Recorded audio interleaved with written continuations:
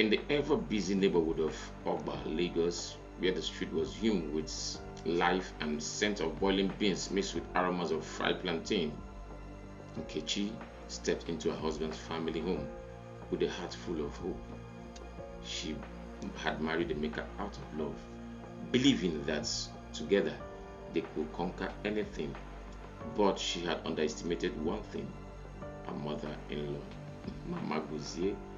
From the moment Nkechi arrived, Mama Gozie made her life unbearable. She criticizes her cooking, belittled her family, and even spread rumor that Nkechi was barren, despite having been married for a few months. A woman who cannot bear children is like a tree without fruit. She will often say this whenever visitors comes around. Emeka, though loving, was powerless. Before his mother, Mama Gozie had raised him up alone without his father when his father died, and her words were law and final. Nkechi soon realized that fighting back with words would only fuel her mother-in-law's words.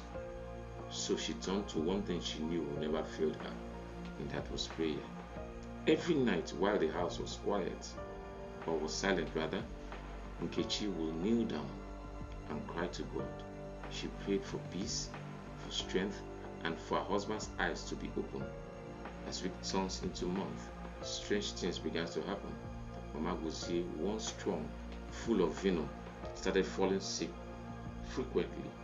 Her voice, once sharp and commanding, grew weak. The more Nkechi prayed, the more her mother-in-law's strength faded. One evening, as the harmattan breeze blew through the compound, Mama Gozie called for Nkechi. Expecting another round of insult, Nkechi hesitated, but obeyed. To her shock, the older woman, now frail and humble, reached for her hand. "Forgive me," she whispered,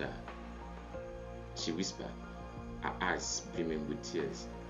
"I now see that your God is strong. Pray for me." Nkechi, overwhelmed, knelt beside her and held her hands. That night, as she prayed for the very woman who once tormented her, peace filled the house.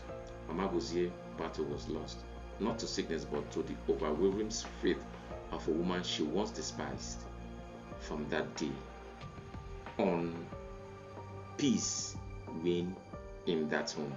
When Nkechi later gave birth to a son, she named him Chukwu Ebuka, which means God is great. Faith, prayer, can overcome even the greatest adversity.